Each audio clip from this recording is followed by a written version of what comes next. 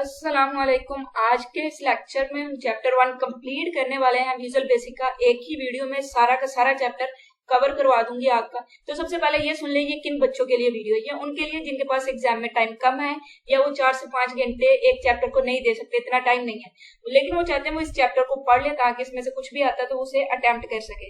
तो ऐसे स्टूडेंट इस लेक्चर को देख सकते हैं। और दूसरा वो जिन्होंने मेरी सारी वीडियोस देख रखी हैं या कहीं से भी इस चैप्टर को कवर कर रखा है, पढ़ रखा है, लेकिन पेपर के नजदीक वो चाहते हैं एक मरतबा से रिवीजन हो जाए, तो वो तब इस वीडियो को देख सकते हैं जब उन्होंने पेपर देने हैं या टेस्ट देना है या कहीं पे एग्जाम देना है, अपना कॉलेज टेस्ट देना है, तब आप इस चैप्टर को दोबारा से रिवाइज कर सकते हैं इस वीडियो के थ्रू। मैं आपको सारे का सारा समझाने वाली हूँ, लेकिन एक एक लाइन करके नहीं बल्कि एक एक टॉपिक करके, ताकि आपका कंसेप्ट भी क्लियर हो जाए और कम टाइम में आपको रिवीजन का टाइम भी मिल जाए। बाय द वे, अगर आप चैनल पर नए हैं तो इसको सब्सक्राइब करें और अपने दोस्तों के साथ लाजमी से शेयर करें। तो सबसे पहले टॉपिक से स्टार्ट करते हैं, प्रॉब्लम सोल्विंग। दरअसल प्रॉब्लम एक मसला है और उसको सोल्व करने का एक तरीकाकार होता है। हम भी अपनी जिंदगी में मुख्तलिफ तरह की प्रॉब्लम्स को सोल्व करते हैं और हर कोई अलग अलग सोल्यूशन से करता है, या फिर कोई ऐसा सोल्यूशन जो कि ज्यादा प्रेफर होता है हम उसको अडॉप्ट कर लेते हैं। इसी तरह कंप्यूटर में भी कुछ प्रॉब्लम्स होते हैं और उनको सोल्व करने के लिए कुछ तकनीक होती है उसका सोल्यूशन फाइंड करने के लिए। तो ऐसी तकनीक जो सोल्यूशन फाइंड करती है प्रॉब्लम का, उसको हम प्रॉब्लम सोल्विंग कहते हैं। अब सोल्यूशन जो होते हैं वो एक से ज्यादा हो सकते हैं, एक प्रॉब्लम के एक से ज्यादा सोल्यूशन हो सकते हैं, लेकिन उनमें से जो बेस्ट होगा हमने उसको अडॉप्ट करना होता है। हो सकता है वो कॉस्ट के लिहाज से हो या किसी और तरह से हम सोल्यूशन को मेजर कर रहे होंगे, ठीक है। और डिफरेंट हम स्ट्रैटेजीज और तकनीक और टूल्स को यूज कर रहे होते हैं प्रॉब्लम को सोल्व करने के लिए। कुछ प्रॉब्लम कम्प्लेक्स होती हैं, कुछ इजी होती हैं। अब ये प्रॉब्लम पे डिपेंड करता है कि हम किस तरह का सोल्यूशन फाइंड करेंगे। ओके जी, यहाँ पर उसने कुछ हमें बता दिया तकनीक, जिसमें प्रोग्राम, एल्गोरिथम या फ्लो चार्ट है, जिसके जरिए हम प्रॉब्लम को सोल्व करेंगे। तो सबसे पहले है जी प्रोग्राम। प्रोग्राम का मतलब यह है कि जब आपने कंप्यूटर से कोई काम करवाना होता है तो आप सेट ऑफ स्टेटमेंट लिखते हैं। उन स्टेटमेंट को जो कंप्यूटर अंडरस्टैंड कर रहा है, जिसके जरिए कंप्यूटर आपके लिए काम कर रहा है, उसको हम प्रोग्राम कहते हैं। तो प्रोग्राम क्या है? उन इंस्ट्रक्शन का सेट है जो हम कंप्यूटर को देते हैं ताकि वो हमारे लिए काम करे और हम प्रॉब्लम को सोल्व कर सके। अब प्रोग्राम को प्रोग्रामर लिख रहा होता है, मुख्तलिफ लैंग्वेजेस होती हैं जो कि हम आगे पढ़ लेंगे। उसके बाद कंप्यूटर प्रोग्राम के फायदे होते हैं, हम इससे प्रॉब्लम को सोल्व कर लेते हैं। हमने एक टास्क को बार बार करवाना है तो हम कंप्यूटर के जरिए करेंगे। ये बहुत डिफरेंट स्टाइल में हमें डाटा को डिस्प्ले करवाएगा, मोस्ट एफिशिएंट और लेस टाइम कंज्यूमिंग है, क्योंकि एक काम को बार बार करने से बेहतर एक मरतबा उसका प्रोग्राम बनाए, वो खुद ही करता रहेगा। तो इस तरह से हमारा टाइम भी बच जाता है और हम लार्ज अमाउंट को प्रोसेस कर सकते हैं इजीली। उसके बाद ही एल्गोरिथम है। एल्गोरिथम बेसिकली प्रोसीजर है सोल्यूशन का। हमने एक प्रोग्राम तो लिखना है, लेकिन उससे पहले हम प्रोसीजर लिख लें कि हम क्या क्या करेंगे प्रोग्राम के अंदर। हम एक सोल्यूशन को, एक प्रॉब्लम के सोल्यूशन का जो प्रोसीजर लिख रहे होते हैं उसको हम एल्गोरिथम कहते हैं, और जिस जुबान में लिख रहे होते हैं वो शैडो कोड होती है। और ये सिंपल तरीन होती है इंग्लिश के आप आसानी से समझ सकते हैं और लिख सकते हैं। एक सीक्वेंस में हम एल्गोरिथम को लिख रहे होते हैं। तो बेसिकली एल्गोरिथम है क्या? स्टेप बाय स्टेप प्रोसीजर है एक प्रॉब्लम को सोल्व करने का, ठीक है जी। प्रोसीजर है, एक सोल्यूशन है, लेकिन एक प्रोसीजर, एक सीक्वेंस में बता दिया गया, पहले ये करना होगा, फिर ये और फिर ये, और जिस जुबान में लिखा जाएगा उसे क्या कहेंगे जी? वो शैडो कोड है। इसी तरह कुछ प्रॉपर्टीज यहाँ पर उन्होंने बताई एल्गोरिथम की, कि एक तो आप उसको सीक्वेंस देंगे, नंबरिंग देंगे कि पहला स्टेप कौन सा होगा, दूसरा कौन सा होगा, और आप उन स्टेप को सिंपल और मीनिंगफुल स्टेप में कन्वर्ट करेंगे जो भी सोल्यूशन होगा। और एक डिस्क्रिप्टिव रिटर्न इंग्लिश होगी जिसको हम शैडो कहते हैं। लॉजिक का मतलब आपने सिर्फ लॉजिक पर कंसंट्रेट करना है। आपको एक प्रॉब्लम है, आप सिर्फ उसका लॉजिक डिफाइन करें, आप सिर्फ ये फाइंड करें कि आपने इस प्रॉब्लम को सोल्व कैसे करना है, उसका सोल्यूशन क्या है। जबकि कोडिंग का मतलब होता है कि उस सोल्यूशन को अब किसी लैंग्वेज में इंप्लीमेंट कर दिया जाए, अब उसे प्रोग्राम में लिख दिया जाए। यानी लॉजिक डिजाइन क्या? एल्गोरिथम समझ लिया, एक लॉजिक डिजाइन है, और उस एल्गोरिथम को किसी लैंग्वेज में लिखना एक कोडिंग है।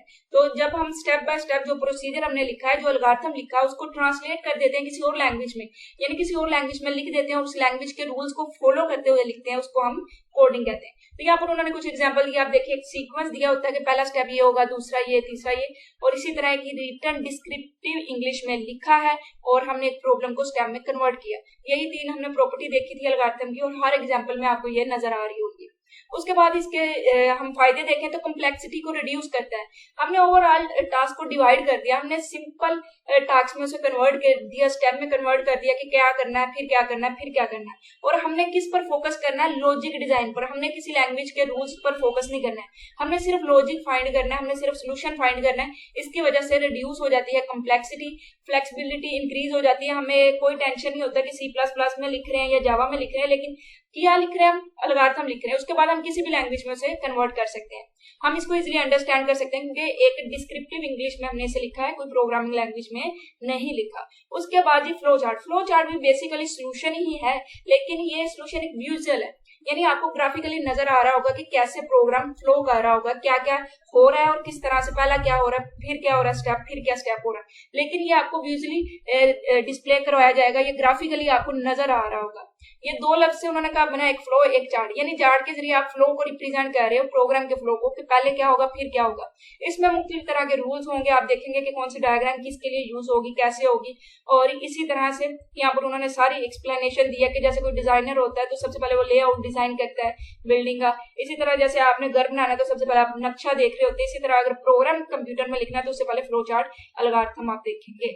यहाँ पर उसने गाइडलाइंस दिया है कि एरो जो है ना वो हमेशा इधर से इधर आ रहा होगा, यानी इसकी ऑपोजिट डायरेक्शन में एरो नहीं जाएगा जब आप फ्लो चार्ट डिजाइन कर रहे होंगे। इसी तरह ऊपर से नीचे आ रहा होगा, नीचे से ऊपर नहीं जा रहा होगा। एक हमारे पास है जी डिसीजन सिंबल, जहाँ पर डिसीजन होगा कि किस तरफ फ्लो करना है, या तो वो इस तरफ फ्लो कर जाएगा प्रोग्राम या फिर इस तरफ फ्लो कर जाएगा। तो इसका मतलब डिसीजन में क्या होगा, एक तो एंटर होगा, उसके बाद डिसीजन होगा या तो इस तरफ या इस तरफ, तो दो मूव निकल रहे होंगे एरो डिसीजन सिंबल में, जबकि प्रोसेस में एक ही आ रहा होगा और एक ही निकल रहा होगा। यहाँ पर उसने बताया कि कमांड को लिखने के लिए आप इसको इस तरह से रिप्रेजेंट करेंगे।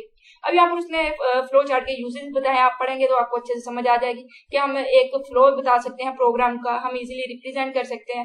हमने जो एल्गोरिथम बनाया है उसको फ्लो चार्ट में ज्यादा अच्छे से रिप्रेजेंट कर सकते हैं। यहाँ पर फ्लो चार्ट के सिंबल है जैसे इनपुट या आउटपुट। इनपुट का मतलब जो एंटर करना है, यानी आप कहते हैं यूजर से के नेम एंटर करे तो वो इनपुट वहां पर ली जाएगी, ठीक है। तो यहाँ पर इनपुट होगी, उसके बाद आप नेम शो करवा रहे हैं यूजर को, तो वो क्या है, आउटपुट है। तो इसके लिए आप पैरेललोग्राम सिंबल का यूज कर रहे होंगे। इसी तरह प्रोसेस है, जहां पर कोई ना कोई प्रोसेस स्टेप हो रहा है, यानी कोई कैलकुलेशन हो रही है या कोई असाइनमेंट ऑपरेटर हो रहा है, तो वहां पर हम प्रोसेस को यूज कर रहे हैं। जैसे यहाँ पर क्या हो रहा है, कैलकुलेशन हो रही है, A+B, यहाँ पर कुछ ना कुछ कैलकुलेट हो रहा है, उसके बाद असाइन हो रहा है, या सिंपल कैलकुलेट हो रहा है या असाइन हो रहा है या दोनों हो रहे हैं, तो वहां पर हम क्या यूज कर रहे होंगे, प्रोसेस यूज कर रहे होंगे। यहाँ पर मल्टीप्लाई भी हो सकता है और भी डिफरेंट तरह के ऑपरेशन हो सकते हैं। जब हम प्रोग्राम देखेंगे तो आपको ज्यादा अच्छे से समझ आ जाएगी। उसके बाद ये सिलेक्शन है, तो सिलेक्शन को हम डिसीजन सिंबल भी कहते हैं, डायमंड से इसे रिप्रेजेंट कर रहे होते हैं। इसके अंदर डिसीजन हो रहा होता है कि आगे किस तरफ प्रोग्राम फ्लो करेगा इस कंडीशन की बिना पर। उसके बाद स्टार्ट एंड के लिए हम ओवल का यूज कर रहे होते हैं, यानी इस तरह से थोड़ा सा इधर से राउंडेड कॉर्नर होंगे। और फ्लो लाइंस है तो हमें पता है किस तरह से फ्लो हो सकता है, इस तरफ या इस तरफ फ्लो हो सकता है। कनेक्टर है, अगर डिफरेंट फ्लो लाइंस आ रही है तो जहाँ एक ही जगह पर ही है, यानी इधर से भी फ्लो लाइन आ रही है, ऊपर से भी आ रही है, साइड पे से भी आ रही है, लेकिन जाना किधर है, उसने नीचे को जाना है तीनों ने, तो वहां पर हम कनेक्टर यूज करते हैं ताकि हमें हमारा जो फ्लो चार्ट है वो कम्प्लेक्स ना लगे, समझ आ रही हो कि नहीं किस तरफ जाना है। उसके बाद ये फंक्शन कॉल है, ये आप फंक्शन वाले चैप्टर में समझेंगे, लेकिन यहाँ पर इतना समझे कि एक रेक्टेंगल सिंबल लेफ्ट और राइट पर डबल लाइन के साथ यूज होती है जब हमने किसी फंक्शन को कॉल करना होता है। फंक्शन क्या होता है, हम एक फंक्शन बना देते हैं, यानी एक काम बार बार अगर हमने कंप्यूटर में करवाना है तो उसका एक फंक्शन बना देते हैं और मेन प्रोग्राम में उसको बार बार कॉल करते रहते हैं जितनी मरतबा भी करना हो। उसके बाद यहाँ पर उन्होंने एग्जांपल दे रखी है, जैसे कि ओवल के लिए स्टार्ट, पैरेललोग्राम इनपुट या आउटपुट के लिए यूज हुई है, और ये प्रोसेस सिंबल यूज हुआ है क्योंकि यहाँ पर कैलकुलेशन हो रही है, और उसके बाद एंड। इसी तरह से आप हर एक को एक मरतबा से देख लीजिएगा। उसके बाद इनमें आप डिफरेंस देख सकते हैं कि फ्लो चार्ट में क्या है, हम इसमें सिंबल्स का यूज कर रहे हैं, ग्राफिकली यूज कर रहे हैं, और एल्गोरिथम में सिंपल इंग्लिश होती है। फ्लो चार्ट ज्यादा टाइम कंज्यूमिंग होता है, आपको सारा का सारा वो फ्लो चार्ट बनाना पड़ता है, जबकि एल्गोरिथम में सिर्फ स्टेप और सिंपल इंग्लिश आपने लिखनी होती है। इसको डिफिकल्ट है मॉडिफाई करना, आपने कहीं से भी मॉडिफाई करना है तो आपको सारा का सारा फ्लो चार्ट देखना पड़ेगा कि किधर से क्या फ्लो हम चेंज करेंगे। इसी तरह इसको मॉडिफाई करना आसान है, ये ग्राफिकली रिप्रेजेंटेशन है, ये स्टेप बाय स्टेप प्रोसीजर है। ओके जी, प्रोग्राम डेवलपमेंट प्रोसेस, अभी तक जो हमने पढ़ा वो सारा मिलता जुलता था। अब हम आ गए हैं अगले स्टेप पर जो है प्रोग्राम डेवलपमेंट प्रोसेस। इससे पहले एक मिनट आपको रिवाइज करवा दूं कि हमने क्या पढ़ा। हमने पढ़ा प्रोग्राम क्या है, फ्लो चार्ट क्या है और एल्गोरिथम क्या है। प्रोग्राम होता है जिस सेट ऑफ इंस्ट्रक्शन जो कि कंप्यूटर अंडरस्टैंड करता है, कंप्यूटर उसके मुताबिक हमें काम करके देता है।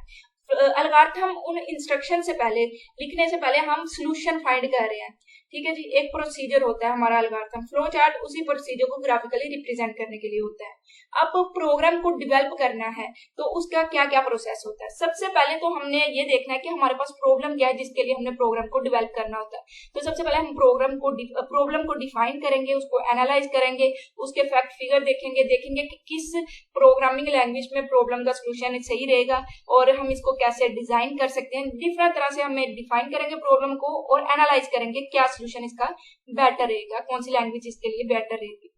उसके बाद हम एल्गोरिथम डिजाइन करेंगे, यानी उसका प्रोसीजर बनाएंगे और फिर हम उस एल्गोरिथम को एक लैंग्वेज में लिख देंगे, यानी किसी भी प्रोग्रामिंग लैंग्वेज में लिख देंगे जिसको हम प्रोग्राम कहेंगे कि या तो हम प्रोग्राम लिख रहे हैं या कोडिंग कर रहे हैं। तो एल्गोरिथम क्या था, स्टेप बाय स्टेप प्रोसीजर था, लॉजिक डिजाइन था, उसको हमने कोडिंग में इंप्लीमेंट कर देना होता है। तीसरा स्टेप, जब हमने प्रोग्राम लिख दिया फिर हम उसको टेस्ट करेंगे कि हमारा प्रोग्राम सही से चल रहा है, क्या जो हमने प्रोग्राम लिखा वो सही से काम कर रहा है। हम किसी तरह से इनपुट आउटपुट देते रहेंगे और देखेंगे कि क्या वो काम सही से कर रहा है या नहीं कर रहा। जब हमें पता चल जाएगा कि हमने सारे एरर वगैरह अगर थे तो रिमूव कर दिए, अब कोई भी एरर नहीं रहा, हमारा प्रोग्राम सही से चल रहा है, तो फिर हम फाइनल डॉक्यूमेंटेशन की तरफ मूव करेंगे। हम फाइनल डॉक्यूमेंटेशन को प्रिपेयर करेंगे, उसके बताएंगे कि इस प्रोग्राम को ओवरऑल बताएंगे कि इसको कैसे यूज कर सकते हैं, क्या क्या इसके फीचर हैं, सारी चीजें बताएंगे, मॉडिफाई करना है अगर कैसे करना है, तो ये फाइनल डॉक्यूमेंटेशन में आ जाएगा। यानी 5 स्टेप है। सबसे पहले तो प्रॉब्लम को डिफाइन करो ना कि भाई प्रॉब्लम है क्या, उसके बाद डिफाइन करो एल्गोरिथम के उसका प्रोसीजर क्या होगा, सोल्यूशन क्या होगा। फिर तीसरा उसको जुबान में लिख दो, जिस प्रोग्रामिंग लैंग्वेज में आपने लिखना है, कोडिंग कर दो उसकी, फिर टेस्ट कर दो कि आपने जो कोडिंग की है ठीक की है। फिर उसको फाइनल डॉक्यूमेंटेशन दो कि क्या आपने जो प्रोग्राम देना है किसी को, उसे बताओ कि इसे यूज कैसे करना है, कौन से इसके फीचर है, क्या है। अब आगे हम अगली चीज पर जो है प्रोग्रामिंग लैंग्वेज। प्रोग्रामिंग लैंग्वेज नाम से पता चल रहा है कि प्रोग्राम लिखने के लिए जो लैंग्वेजेस यूज होती है उसको हम प्रोग्रामिंग लैंग्वेज कहते हैं। अब इस लैंग्वेजेस में होता क्या है, इसमें वर्ड्स हो सकते हैं, सिंबल्स हो सकते हैं और कोड्स हो सकते हैं जो कि हम लिख रहे होंगे और उसी को हम लैंग्वेज कह रहे होंगे, ठीक है जी। अब ये मुख्तलिफ तरह की लैंग्वेजेस होती हैं। अब हमने जो वर्ड, सिंबल या कोड लिखने होते हैं पार्टिकुलर लैंग्वेज के अकॉर्डिंग ही लिखने होते हैं, जो कि हमें जिस लैंग्वेज में हम प्रोग्राम लिख रहे होंगे। यहाँ पर उसने बताया कि मुख्तलिफ टाइप के प्रोग्राम के लिए मुख्तलिफ तरह की हम लैंग्वेजेस को यूज कर सकते हैं। कुछ लैंग्वेजेस होती हैं जो कि बिजनेस प्रोग्राम के लिए होती हैं, जो कि कुछ होती है जो कि साइंटिफिक प्रोग्राम के लिए होती है। लेकिन मेन 2 टाइप की होती है लैंग्वेज, एक लो लेवल लैंग्वेज, एक हाई लेवल लैंग्वेज। अब प्रोग्रामिंग लैंग्वेज हम लिखते क्यों, हम लिखते हैं प्रोग्रामिंग लैंग्वेज ताकि कंप्यूटर अंडरस्टैंड करे।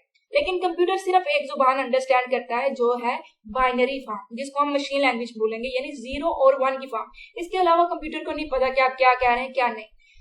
लेकिन यहाँ पर 2 तरह की हम लैंग्वेजेस देखेंगे, लो लेवल और हाई लेवल। लो लेवल की बात करें तो लो लेवल लैंग्वेज हमारे लिए अंडरस्टैंड करना मुश्किल होता है, जबकि कंप्यूटर के लिए अंडरस्टैंड करना इजी होता है। इसका मतलब अगर आपने इसमें प्रोग्राम लिखना है तो आपको एक डीप नॉलेज चाहिए होगा इंटरनल स्ट्रक्चर का।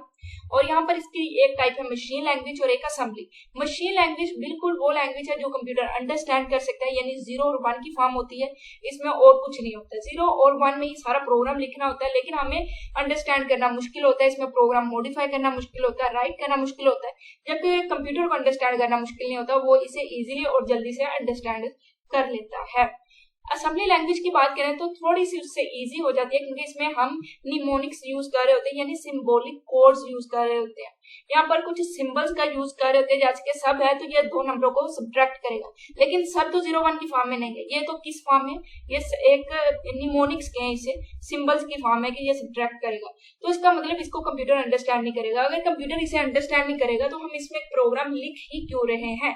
हम लिख रहे हैं क्योंकि भाई हमारे लिए ये इजी रहेगा, जैसे हम हाई लेवल लैंग्वेज की तरफ मूव करेंगे आपको ये बात ज्यादा अच्छे से समझ आएगी। लेकिन इसको ट्रांसलेट कर देंगे हम उस लैंग्वेज में कि कंप्यूटर अंडरस्टैंड करे। अब इसको जो ट्रांसलेट करेगा उसे हम असेंबलर कहते हैं, यानी असेंबलर एक ऐसा प्रोग्राम होगा जो असेंबली लैंग्वेज को मशीन लैंग्वेज में कन्वर्ट कर देगा कि भाई कंप्यूटर तुम अंडरस्टैंड कर लोगे क्या है। उसके बाद हम चलते हैं हाई लेवल लैंग्वेज की तरफ, जो कि हमारे लिए इजी अंडरस्टैंड करना, क्योंकि इसमें इंग्लिश लाइक वर्ड हम यूज कर रहे होते हैं जब कंप्यूटर इसको अंडरस्टैंड नहीं कर सकता। तो यहाँ पर भी हम ट्रांसलेटर यूज करेंगे, लेकिन कौन से वो आगे अगले टॉपिक में हम पढ़ रहे होंगे कि कौन से ट्रांसलेटर हम यूज कर रहे होंगे। यहाँ पर 3 तरह की उसने टाइप बता दी हमें कि प्रोसीजर लैंग्वेज, नॉन प्रोसीजर और ऑब्जेक्ट ओरिएंटेड लैंग्वेज। अब इन लैंग्वेज में जो हमने प्रोग्राम लिखना होता है वो कुछ रूल्स को फॉलो कर रहा होता है, उस रूल्स को हम सिंटैक्स कहते हैं। यानी जिस लैंग्वेज में आप प्रोग्राम लिख रहे हैं उसके कुछ रूल होते हैं और उनके मुताबिक ही प्रोग्राम लिखा जाता है और उन्हीं रूल्स को हम सिंटैक्स कहते हैं। अगर आप वो रूल फॉलो नहीं करते तो सिंटैक्स एरर आ जाता है, यानी आपका प्रोग्राम एरर दे रहा होता है। प्रोसीजर लैंग्वेज में आपको बताना पड़ता है कि क्या करना है और कैसे करना है, यानी सब कुछ लिखना पड़ता है। एक डेवलपर जो कि प्रोग्राम डेवलप कर रहा है उसको डीपली नॉलेज होना चाहिए लैंग्वेज का जिसमें वो प्रोग्राम लिख रहा होगा। और इसको 3GL यानी थर्ड जनरेशन लैंग्वेज कहते हैं। ये आपके एमसीक्यूज होते हैं, इनको हाईलाइट कर लिया करें। और यहाँ पर उन्होंने कुछ एग्जांपल्स दे रखी हैं कि कौन सी प्रोसीजर लैंग्वेज होती है।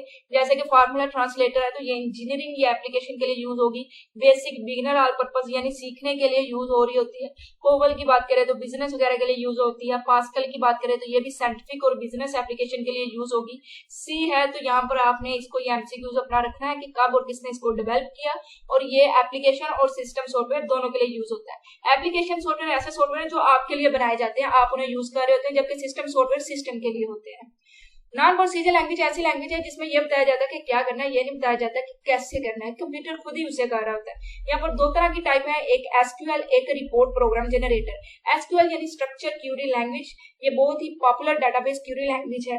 यानी ये एक ऐसी लैंग्वेज है जिसमें हम क्यूरी लिख रहे होते हैं। क्यूरी क्या है? क्यूरी बेसिकली एक क्वेश्चन समझ ले, एक रिक्वेस्ट समझ ले, यानी जब हमने डाटाबेस में मुख्तलिफ ऑपरेशन परफॉर्म करने होते हैं, हमने डाटा को डिलीट करना है, ऐड करना है, मॉडिफाई करना है, तो वहां पर हम एक रिक्वेस्ट कर रहे होते हैं कि ऐसे कर दो, ठीक है, तो उसको हम क्या कह रहे होते हैं, वो क्यूरी है। इसी तरह डाटा से हमने कुछ रिट्राइव करना है, कुछ इन्फॉर्मेशन लेनी है, तो हम एक क्वेश्चन कह रहे होते हैं कि इस तरह की इन्फॉर्मेशन दे दो, तो वहां पर हम क्यूरी लिख रहे होते हैं। उस क्यूरी को जिस लैंग्वेज में लिखा जाता है उसे एसक्यूएल कहते हैं।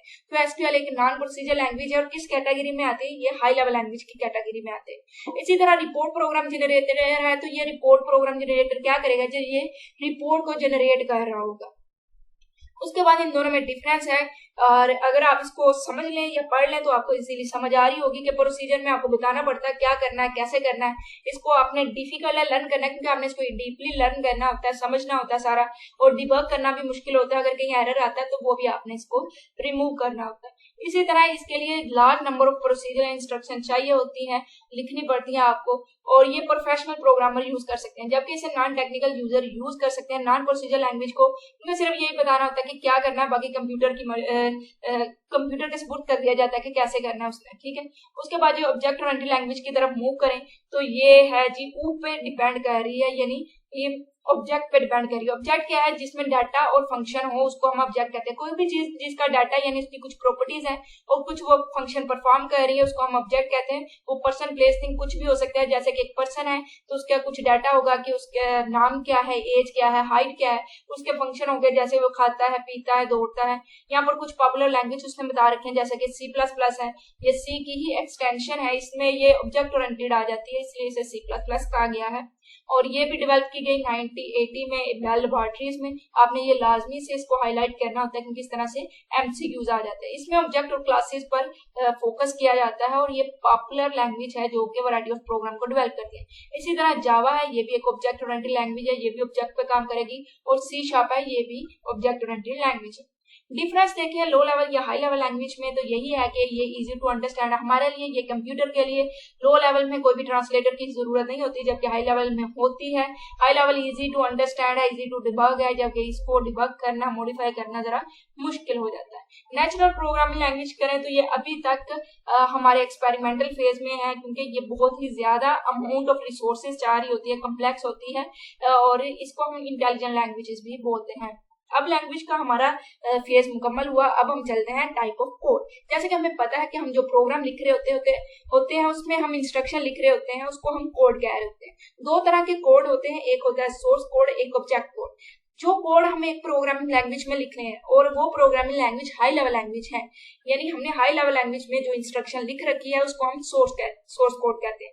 अब ये लैंग्वेज C या C++, जावा जो हमने पीछे एग्जांपल देखी, कोई भी लैंग्वेज हो सकती है इनमें से हमने किसी भी लैंग्वेज में कोई कोड लिख रखा है उसको हम सोर्स कोड कहेंगे। कंप्यूटर इसको अंडरस्टैंड नहीं कर सकता तो इसका मतलब ये एग्जीक्यूट डायरेक्टली नहीं हो सकता क्योंकि कंप्यूटर को समझ नहीं आएगी, तो इसको हम कन्वर्ट कर रहे होंगे मशीन कोड में और फिर एग्जीक्यूट कर रहे होंगे।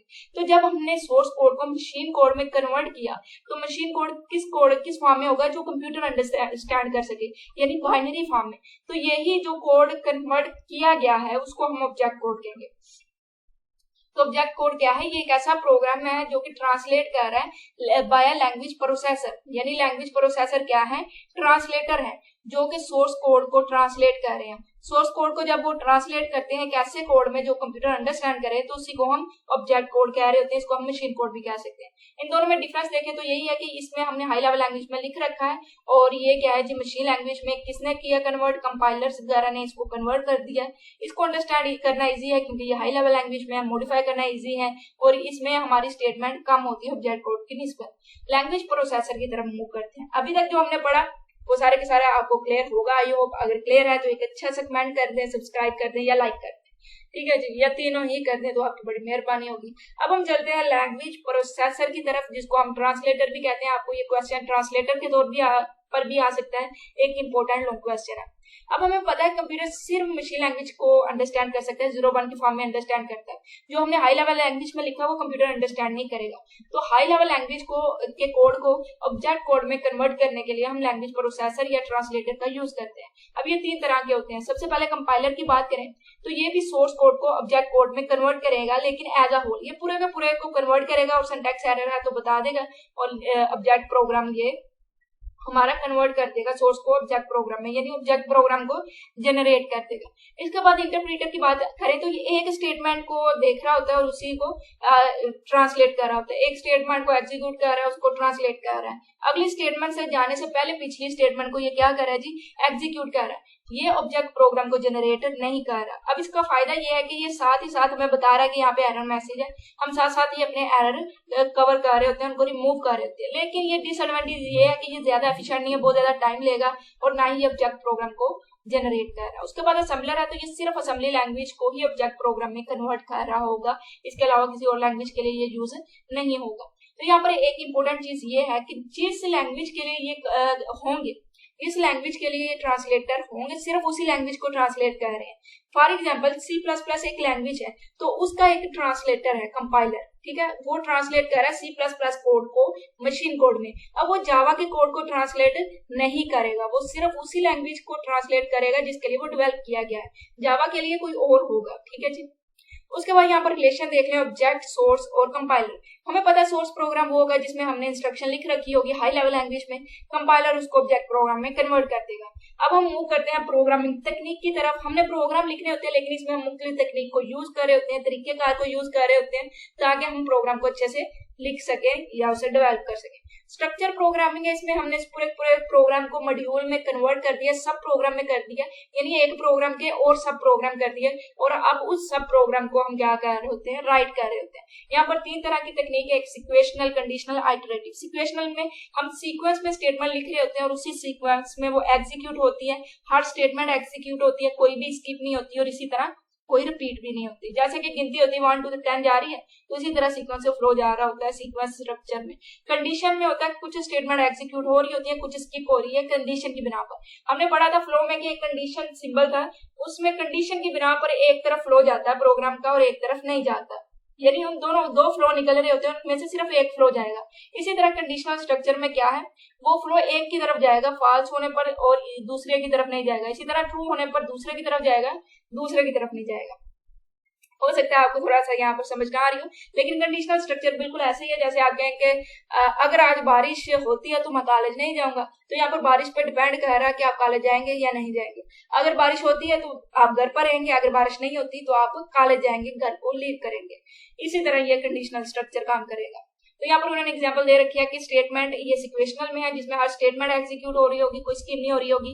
ये कंडीशनल है जहाँ पे कंडीशन की बिना पर ट्रू या फॉल्स होने पर इन दोनों में से एक स्टेटमेंट एग्जीक्यूट होगी। आइटरेटिव का मतलब है जब हमने एक चीज को सीक्वेंस में शो करवाना हो या एक स्टेटमेंट को हमने बार बार शो करवाना हो, रिपीटेटिवली हमने फिर उसको यूज करना हो, तो वहां पर हम आइटरेटिव स्ट्रक्चर का यूज करेंगे। यानी एक कंडीशन की बिना पर हम बार बार उस स्टेटमेंट को एग्जीक्यूट कर रहे हैं। हम कह रहे हैं कि भाई मेरा नाम 10 मरतबा शो करवाओ, तो हमने वहां से स्टार्ट किया और जब 10 मरतबा वो शो हो जाएगा तो कंडीशन फॉल्स हो जाएगी, उसके बाद ये मूव कर जाएगा, लेकिन 10 मरतबा वो शो करवाएगा, उस स्टेटमेंट को बार बार एग्जीक्यूट करेगा। इसी तरह हम कहेंगे जब तक 10 तक नहीं जाती गिनती 1 से लेकर 10 तक शो करवाओ, जैसे वो 10 होगी तो वो फिर बाइट की तरफ मूव करेगा, लेकिन तब तक वो स्टेटमेंट को यानी 10 तक हर मरतबा वो शो करवाता रहेगा। यहाँ पर स्ट्रक्चर प्रोग्रामिंग के हम फायदे देख रहे हैं। यहाँ पर रीयूजबिलिटी, हम रीयूज कर सकते हैं बार बार एक ब्लॉक ऑफ कोड को। ईजर टू कोड, कोड करना आसान होता है क्योंकि हमने सब प्रोग्राम बना लिए। इसी तरह उनको मॉडिफाई करना आसान है, उन पर फोकस करना आसान है, उनको मेंटेन करना आसान है। और स्ट्रक्चर प्रोग्रामिंग में डाटा और फंक्शन को हम अलग अलग कंसीडर नहीं कर सकते, ये इसका डिसएडवांटेजेस है। ऑब्जेक्ट ओरिएंटेड प्रोग्राम की बात करें तो ऑब्जेक्ट के ऊपर बेस करती है, यानी ऑब्जेक्ट क्या है, जिसके डाटा और फंक्शन होते हैं। जैसे कि पर्सन है, उसका ये डाटा है और यहाँ पर ये उसके फंक्शन है। इवेंट ड्रिवन प्रोग्रामिंग एक ऐसी प्रोग्रामिंग लैंग्वेज होती है जिसमें इवेंट की बिना पर कुछ एग्जीक्यूट हो रहा था। कोई इवेंट अक्कर होगा तो ही स्टेटमेंट एग्जीक्यूट होगी।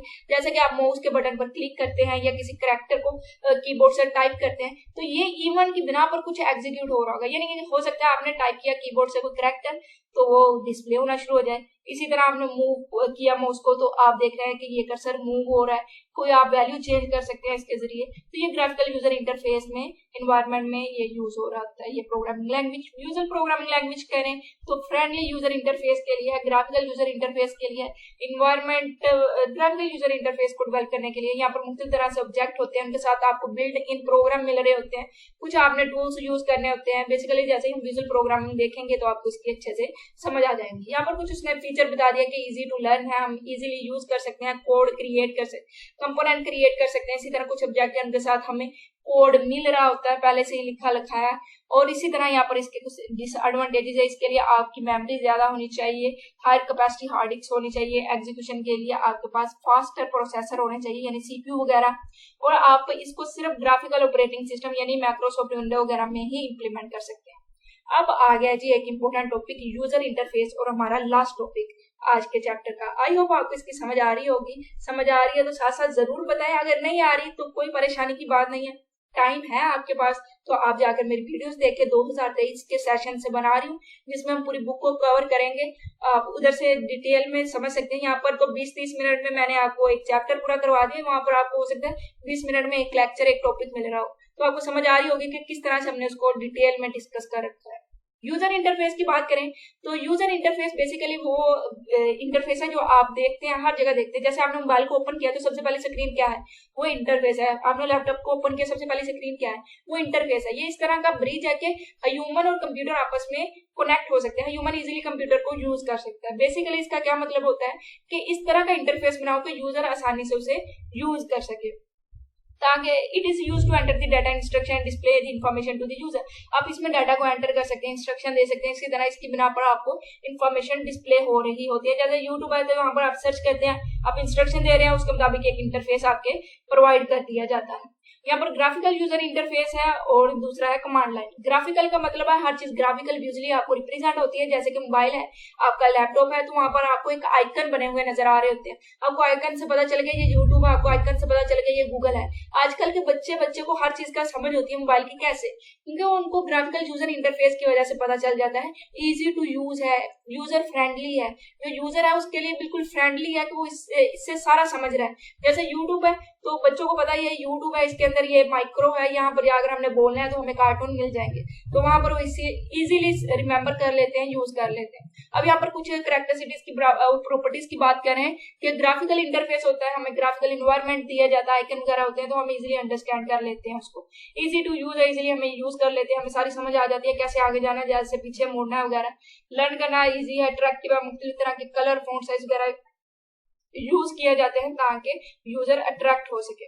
कमांड लाइन की बात करें तो ये मुश्किल होता है क्योंकि इसमें कमांड लिखनी पड़ती है और कमांड में किसी तरह की भी कोई मिस्टेक वगैरह नहीं होनी चाहिए। आपने बिल्कुल एज इट इज वर्ड लिखने होते हैं, स्पेलिंग लिखने होते हैं। इसी वजह से इसको यूज करना डिफिकल्ट है क्योंकि ये रिक्वायर करता है कि आपकी स्पेलिंग अच्छे और बिल्कुल सही हो, और हर मर्तबा आपने जो काम करवाना है आपको उसके लिए एक कमांड लिखनी पड़ेगी। यानी अगर आपने किसी चीज को ओपन भी करना है, यूट्यूब वगैरह को भी ओपन करना है, तो वहां पर भी आपको कमांड लिखनी पड़ेगी। आपको कुछ पीछे जाना, आगे मुड़ना, मुख्तलिफ तरह की कमांड्स लिखनी पड़ती है इस यूजर इंटरफेस में, जिसकी वजह से यूजर के लिए ये फ्रेंडली नहीं रहता है। यूजर कहता है कि इससे अच्छा है मैं ग्राफिकल यूजर इंटरफेस को यूज करूं क्योंकि यहाँ पर सिर्फ मुझे समझना है कि ये यूट्यूब है, ये गूगल है, ये चीज है, ये चीज है। ग्राफिकली सारी चीजें होती है तो वो इजिली उसको अंडरस्टैंड कर लेता है। ये थी मोटी मोटी छोटी छोटी इन्फॉर्मेशन जो आपको मैंने एक लेक्चर में प्रोवाइड की है। आई होप आपको समझ आई होगी, आपने इस चैप्टर को एंजॉय किया होगा। अगर किया है तो काइंडली अपने दोस्तों के साथ शेयर करें, चैनल को सब्सक्राइब करें। इंशाल्लाह आगे हम दूसरे चैप्टर की तरफ मूव करेंगे और इन चैप्टर के मुकम्मल मैंने कर दिया इस चैप्टर को। आपने अब क्या करना है, इसके आपने शॉर्ट क्वेश्चन अटेम्प्ट करने हैं और आपने फिलिंग ब्लैंक्स कवर करनी है। उसके अलावा भी अगर आपको कहीं पे डाउट हो तो कमेंट बॉक्स में बताएं और एक दिन इसका हम टेस्ट लेंगे। और ऑनलाइन भी कोई एक आधी क्लास हो जाएगी, यानी लाइव क्लास हो जाएगी इस चैप्टर के रिलेटेड, जब मैं चाहूंगी और जब आप चाहेंगे। इंशाल्लाह फिर मिलेंगे, तब तक के लिए अल्लाह हाफिज।